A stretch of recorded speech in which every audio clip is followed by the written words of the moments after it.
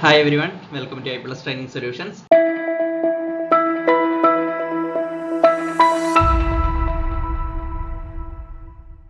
എല്ലാവരും സുഖമായിട്ടിരിക്കുന്നു വിശ്വസിക്കുന്നു. സോ നമ്മളുടെ ജൂൺ സൈക്കിളിലെ സോഷ്യോളജിയുടെ UGC നെറ്റ് എക്സാമിൻ്റെ ക്വസ്റ്റ്യൻ പേപ്പർ അനാലിസിസ് അല്ലെങ്കിൽ ക്വസ്റ്റ്യൻ നമ്മളൊരു ആൻസർ കീ നമുക്കൊന്ന് എക്സ്പ്ലെയിൻ ചെയ്യാം. ഏതൊക്കെയാണ് അതിൻ്റെ ശരിയായിട്ടുള്ള ഉത്തരങ്ങൾ, ഏതൊക്കെയാണ് വരാൻ സാധ്യതയുള്ളത്, ആ ഒരു ഡിസ്കഷനാണ് ഈ ഒരു ക്ലാസ്സിൽ. ഓക്കെ, സോ നമുക്ക് സ്റ്റാർട്ട് ചെയ്യാം. 51-ാം ചോദ്യം തൊട്ട് തന്നെ ക്വസ്റ്റ്യൻ പേപ്പർ മോഡലിൽ തന്നെ നമുക്ക് പോകാം. നമുക്കറിയാം ആദ്യത്തെ 50 ചോദ്യങ്ങൾ ഏതാണ്? പേപ്പർ 1 ആണ് അല്ലേ? പിന്നീടുള്ള 100 ചോദ്യങ്ങൾ, അതായത് 51-ാം ചോദ്യം തൊട്ട് 150-ാം ചോദ്യം വരെയാണ് നമ്മളുടെ subject paper.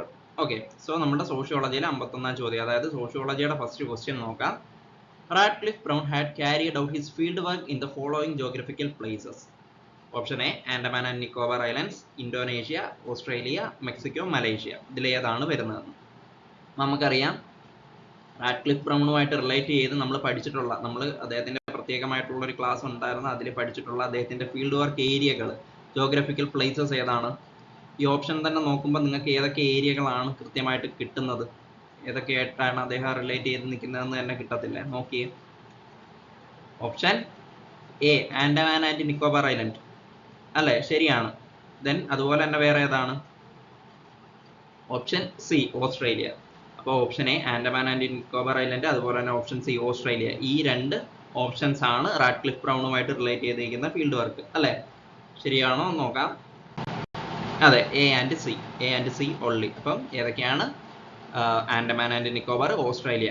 These two geographical places are related to Radcliffe Brown. Okay, അദ്ദേഹത്തിൻ്റെ ഫീൽഡ് വർക്ക് ഏരിയകളാണ് ഇത് രണ്ടും, ഈ രണ്ട് സ്ഥലങ്ങൾ. ക്ലിയർ ആണേ?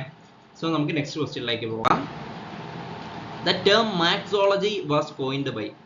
മാർക്സോളജി അല്ലെങ്കിൽ കാൾ മാർക്സുമായിട്ട് ബന്ധപ്പെട്ട ദ മാർക്സോളജി എന്ന് പറയുന്ന ടേം കോയിൻ ചെയ്തത് ആരാണ്? ഓക്കെ, ഇന്ത്യൻ കണ്ടക്സ്റ്റിലാണ്. വേൾഡ് കണ്ടക്സ്റ്റിൽ വേറൊരു വ്യക്തിയാണ്. നമുക്ക് ഇന്ത്യൻ കണ്ടക്സ്റ്റിലാണ് നോക്കേണ്ടത്. ഇന്ത്യൻ കണ്ടക്സ്റ്റിൽ ആരാണെന്ന് ചോദിച്ചു കഴിഞ്ഞാൽ ആരാണ്? RK മുഖർജി ആണോ, DN മജുംദാർ ആണോ, AR ദേശായി ആണോ, DP മുഖർജി ആണോ? ഇതിൽ ആരാണ് വരാൻ സാധ്യത?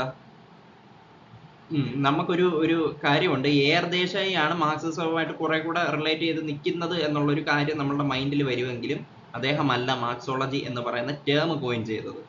ടേം കോയിൻ ചെയ്തത് DP മുഖർജിയാണ്. ഓക്കെ, ഓപ്ഷൻ 4 ആണ് ശരിയായിട്ടുള്ള answer. So the term marxology was coined by. ഈ ഓപ്ഷൻസ് വരുവാണെങ്കിൽ ഏതാണ്? DP മുഖർജി ആണ് ഇതിന്റെ റൈറ്റ് ആയിട്ടുള്ള ആൻസർ. ഓക്കെ, നെക്സ്റ്റ് ക്വസ്റ്റ്യൻ ആണ്. Provide the chronological sequence of the development of normative theories of media. അപ്പം മീഡിയയുടെ നോർമേറ്റീവ് തിയറീസ് ഉണ്ട്. ഓക്കെ, പലതരത്തിലുള്ള തിയറീസ് ഉണ്ട്. അതിൻ്റെ ഒരു ക്രോണോളജിക്കൽ ഓർഡർ ആണ് ഇവിടെ ചോദിക്കുന്നത്. Development of normative theories of media. Social responsibility theory ഉണ്ട്, ലിബറേറ്ററിയൻ തിയറി ഉണ്ട്, ഒതോറിറ്റേറിയൻ തിയറി ഉണ്ട്, സോവിയറ്റ് കമ്മ്യൂണിസ്റ്റ് തിയറി ഉണ്ട്, ഡെവലപ്മെന്റ് മീഡിയ തിയറി ഉണ്ട്. ഇതെല്ലാം എന്താണ്? നോർമേറ്റീവ് തിയറീസ് ഓഫ് മീഡിയ ആണ്. ഇതിൻ്റെ ഒരു കൃത്യമായ ഒരു ക്രോണോളജിക്കൽ ഓർഡർ ആണ് ചോദിച്ചിരിക്കുന്നത്. സോ നമുക്ക് അതിൻ്റെ ഒരു കൃത്യമായ വർഷം തന്നെ നോക്കാം. വർഷം ബേസ് ചെയ്ത് തന്നെ പഠിക്കുക, ഇതൊക്കെ വന്ന ഒരു ടൈം. ഓക്കെ, അപ്പോൾ നോക്കൂ, social responsibility theory 1945, libertarian theory 17th 18th സെഞ്ചുറിയിലാണ്. ഓക്കെ, അതോറിറ്റേറിയൻ തിയറി 16th സെഞ്ചുറിയിലാണ്. സോവിയറ്റ് കമ്മ്യൂണിസ്റ്റ് തിയറി 1917 ആണ് അല്ലെ? 1917 ആണ് നമ്മുടെ സോവിയറ്റ് യൂണിയനുമായിട്ടൊക്കെ റിലേറ്റ് ചെയ്ത് വരുന്ന വർഷം.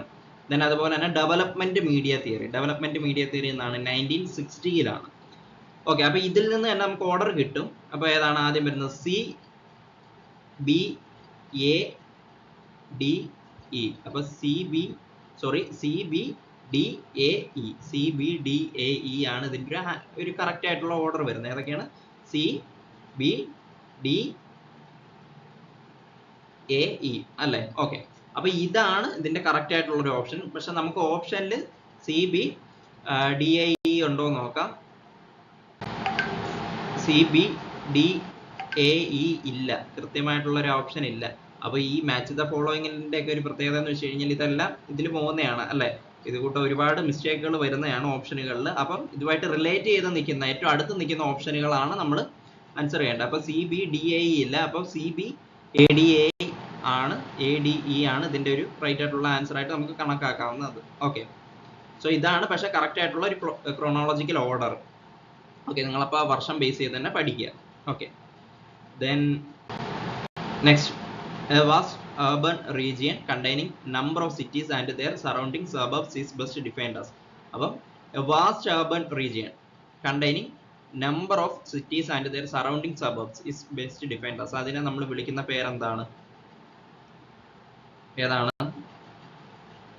മെഗലോപോളിസ്. അപ്പം മെഗലോപോളിസ് എന്ന് പറയുന്നത് എന്താണ്? A vast urban region. എങ്ങനെയുള്ളതാണ്? കണ്ടെയ്നിങ് നമ്പർ ഓഫ് സിറ്റീസ്, ഒരു നമ്പർ ഓഫ് സിറ്റീസ് ഉള്ള ഒരു വാസ്റ്റ് അർബൻ റീജിയനെയാണ് നമ്മൾ മെഗലോപോളിസ് എന്ന് പറയുന്നത്. And their surrounding suburbs is best defined as megalopolis. Okay, so അതാണ് മെഗലോപോളിസ്. അതിൻ്റെ ഒരു കൃത്യമായ ഒരു ഡെഫിനിഷൻ ആണ്. നമ്മൾ അർബൻ സൊസൈറ്റിയിൽ ഇത് കൃത്യമായിട്ട് പഠിച്ചതാണ്. ഓക്കെ, അർബനൈസേഷൻ ഒക്കെ കൃത്യമായിട്ട് നമ്മൾ ഡിഫൈൻ ചെയ്തതാണ് അല്ലേ, അർബണിറ്റി അതല്ല. സോ ഒരു വാസ്റ്റ് അർബൻ റീജിയൻ എങ്ങനെയുള്ളത്? കണ്ടെയ്നിങ് നമ്പർ ഓഫ് സിറ്റീസ് ആണ് മെഗലോപോളിസ്. Then next question ആണ്, Ivan Illich argued that the modern medical practices has caused more harm due to iatrogenesis. He conceptualizes three types of iatrogenesis as follows. അപ്പം Ivan Illich argue ചെയ്യുന്ന modern medical പ്രാക്ടീസസിൽ ഒരുപാട് harm ആയിട്ടുണ്ട് due to iatrogenesis. Iatrogenesis എന്ന് പറയുന്നത് the harmness caused due to medical practices, അതിനെയാണ് iatrogenesis എന്ന് പറയുന്നത്. അപ്പം ഈ അയാട്രോജെനിസിസ് 3 ടൈപ്സ് ആയിട്ട് ഐവാൻ ഇല്ലിച്ച് ക്ലാസിഫൈ ചെയ്യുന്നുണ്ട്. ഏതൊക്കെയാണെന്ന് നമുക്ക് നോക്കാം. ക്ലിനിക്കൽ അയാട്രോജെനിസിസ് ഉണ്ട്, cultural iatrogenesis, medico legal iatrogenesis, social iatrogenesis, epistemic iatrogenesis. ഇതിൽ ഏതാണ് അദ്ദേഹം പറയുന്ന 3 ടൈപ്സ്? എ ശരിയാണ്. ഓക്കെ, എ ശരിയാണ്. ക്ലിനിക്കൽ അയാട്രോജെനിസിസ് പറയുന്നുണ്ട്, കൾച്ചറൽ അയാട്രോജെനിസിസും പറയുന്നുണ്ട്. മെഡിക്കൽ ലീഗൽ അയാട്രോജെനിസിസ് അദ്ദേഹം ക്ലാസിഫൈ ചെയ്യുന്നതല്ല. ദെൻ സോഷ്യൽ അയാട്രോജെനിസിസ് അദ്ദേഹം ക്ലാസിഫൈ ചെയ്യുന്നതാണ്. എപ്പിസ്റ്റമിക് അദ്ദേഹം പറയുന്നില്ല. അപ്പോൾ 3 ടൈപ്സ് ഏതൊക്കെയാണ്? ക്ലിനിക്കൽ, മെഡിക്കോ ലീഗൽ, അതുപോലെ തന്നെ social. Okay, 3 types of iatrogenesis, A B D. A B D okay, A B D ആണ് ഇതിൻ്റെ റൈറ്റ് ആയിട്ടുള്ള ആൻസർ. Okay, clear. സോ ഇനി നെക്സ്റ്റ് ക്വസ്റ്റ്യൻ നോക്കാം. Some of the selected research works of A R Desai is presented below. Arrange them in a chronological order. A R ദേശായിയുടെ കുറച്ച് വർക്കുകളുണ്ട്, അത് chronological ഓർഡറിലാക്കാനാണ്. Rural sociology in India, state and society in India, a profile of Indian slums, a social background of Indian nationalism. അപ്പോൾ ഇതിൻ്റെ കൃത്യമായ വർഷങ്ങൾ നിങ്ങൾ കൃത്യമായിട്ടൊന്ന് നോക്കുക. അപ്പോൾ ഇതിൻ്റെ ഒരു ഓർഡർ വരുന്നത് എങ്ങനെയാണ്? എ ഡി സി ബി ആയിരിക്കും.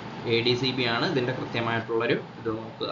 ഓക്കെ, സോ അതാണ് ഇതിൻ്റെ കൃത്യമായിട്ടുള്ള ഒരു ആൻസർ. അദ്ദേഹത്തിൻ്റെ വർക്കുകൾ നിങ്ങൾ നോക്കിയാൽ മതി, കൃത്യമായിട്ടുള്ള വർഷം അനുസരിച്ചുള്ളത്.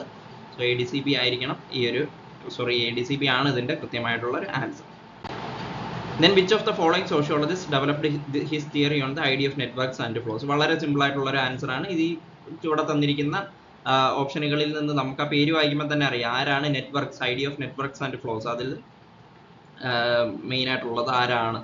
ഫ്രാങ്ക് വെബ്സ്റ്റർ, ബോർഡോ, അതേപോലെ തന്നെ മാനുവൽ കാസൽസ്, ക്ലിഫോർഡ് ഗേറ്റ്സ്. ഇതിൽ ആരാണ്? മാനുവൽ കാസൽസ് ആണ് അല്ലേ. ദ നെറ്റ്വർക്ക് സൊസൈറ്റി ഒക്കെ അദ്ദേഹത്തിന്റെ വർക്കാണ്. അപ്പോൾ ആ പേരുമായിട്ട് ലിങ്ക് ചെയ്ത് തന്നെ ഇത് പഠിക്കുമ്പോൾ നിങ്ങൾക്ക് കൃത്യമായിട്ട് കിട്ടും അല്ലേ. ആരാണ്? ഐഡിയ ഓഫ് നെറ്റ്വർക്ക്സ് ആൻഡ് ഫ്ലോസുമായിട്ട് റിലേറ്റ് ചെയ്ത് നിൽക്കുന്ന ആരാണ്? മാനുവൽ കാസൽസ് ആണ്. ഓക്കെ, സോ നെക്സ്റ്റ് ക്വസ്റ്റ്യനിലേക്ക് പോവാം. What is the term that defines the idea that people will want to engage with people who like similar things as they do? ഏത് term ആണ് അതിന് യൂസ് ചെയ്യുന്നത്? അതായത് people will want to engage with people who like similar things as they do. ഇതിലേതാണ്? ഹോമോഫൈലി ആണ് ഇതിന്റെ കൃത്യമായ answer. Homo അല്ലേ. ഹോമോ എന്ന് പറയുമ്പോൾ തന്നെ എന്താണ്? ഹോമോ എന്ന് പറയുന്ന വാക്കിനർത്ഥം എന്താണ്? Similar, which is means similar. Homo അല്ലെങ്കിൽ ഹെട്രോ. ഹെട്രോ എന്ന് പറയുന്നത് എന്താണ്? ഡിഫറൻസ്. അപ്പോൾ ഹോമോഫൈലി ആണ് ഇതിന്റെ ഒരു ആൻസർ.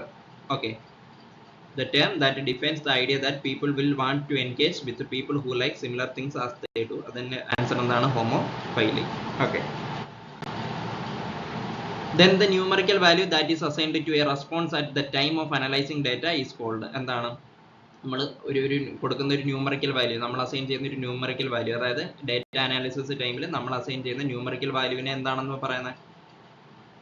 സിമ്പിൾ ആണ്. ഏതാണ്? കോഡ് അല്ലേ. Answer code. Then നമുക്ക് നെക്സ്റ്റ് നോക്കാം. David Held and his colleagues classified the arguments about the globalisation into which of the 3 broad schools? അദ്ദേഹം ഏത് 3 മെയിൻ ആയിട്ടുള്ള ബ്രോഡ് സ്കൂൾസ് ആയിട്ടാണ് ഗ്ലോബലൈസേഷനെ പറ്റിയുള്ള അദ്ദേഹത്തിന്റെ ആർഗ്യുമെന്റ്സ് അദ്ദേഹത്തിന്റെ കൊളീഗ്സ് കൂടെ ക്ലാസിഫൈ ചെയ്തത്? hypoglobalizers, hyperglobalizers, skeptics, hybrid globalizers, transformationalists. hypoglobalizer അദ്ദേഹം അവർ ക്ലാസിഫൈ ചെയ്തതല്ല, ബട്ട് ഹൈപ്പർ ഗ്ലോബലൈസർ ക്ലാസിഫൈ ചെയ്തതാണ്. അതുകൊണ്ട് തന്നെ സ്കെപ്റ്റിക്സും ക്ലാസിഫൈ ചെയ്തതാണ്. ദെൻ ട്രാൻസ്ഫോർമേഷണലിസ്റ്റ്. അപ്പോൾ ഹൈപ്പർ ഗ്ലോബലൈസേഴ്സ്, സ്കെപ്റ്റിക്സ്, ട്രാൻസ്ഫോർമേഷണലിസ്റ്റ്. BCE ആണ് ഇതിന്റെ ആൻസർ. അപ്പോൾ ഏതാണ്? ഓപ്ഷൻ 2. ഓക്കെ, BCE ഇതാണ് ഇതിന്റെ ആൻസർ. സോ ഇത്രയാണ്. നമുക്കൊരു 10 ചോദ്യം ഇപ്പോൾ ആയി. നമ്മൾ ഒരു 10 ക്വസ്റ്റ്യൻസ് വീതമുള്ള പാർട്ടായിട്ട് നമ്മൾ ചെയ്യുന്നുണ്ട്. സോ ഇത്രയുമാണ് ആദ്യത്തെ ഒരു 10 ക്വസ്റ്റ്യൻസിന്റെ ആൻസർ. ഈ പല ക്വസ്റ്റ്യനുകൾക്കും ഇപ്പം നമ്മൾ ചെയ്തത് തന്നെ ക്രോണോളജിക്കൽ ഓർഡറിന്റെ ഒക്കെ ആൻസേഴ്സ് നമ്മുടെ ഓപ്ഷനിൽ കൃത്യമായിട്ടുള്ള നമ്മളൊരു ആൻസറിലോട്ട് എത്താൻ നമുക്ക് വർഷം അനുസരിച്ച് നമ്മൾ സെറ്റ് ചെയ്ത് വരുമ്പോഴത്തേക്ക് ചിലപ്പോൾ അത് ഓപ്ഷനിൽ കാണത്തില്ല. ഓക്കെ, അപ്പോൾ അതുമായിട്ട് റിലേറ്റ് ചെയ്ത് നിൽക്കുന്ന ഏറ്റവും അടുത്ത് നിൽക്കുന്ന ഓപ്ഷൻ ആയിരിക്കണം അതിന്റെ ആൻസർ. അവിടുന്ന് അല്ലെങ്കിൽ അത് ഡിലീഷൻ പോവുക അങ്ങനെയുള്ള എന്തെങ്കിലുമൊക്കെ കാര്യങ്ങൾ വരും. സോ ഇതാണ് നമുക്ക് ഈ ഒരു 10 ക്വസ്റ്റ്യൻസ്. നമുക്ക് ആ ക്വസ്റ്റ്യൻസും അതിന്റെ ആൻസറും അതുമായിട്ട് റിലേറ്റ് ചെയ്തുള്ള കാര്യങ്ങളും മനസ്സിലായെന്ന് വിശ്വസിക്കുന്നു. Hope you understand and thank U.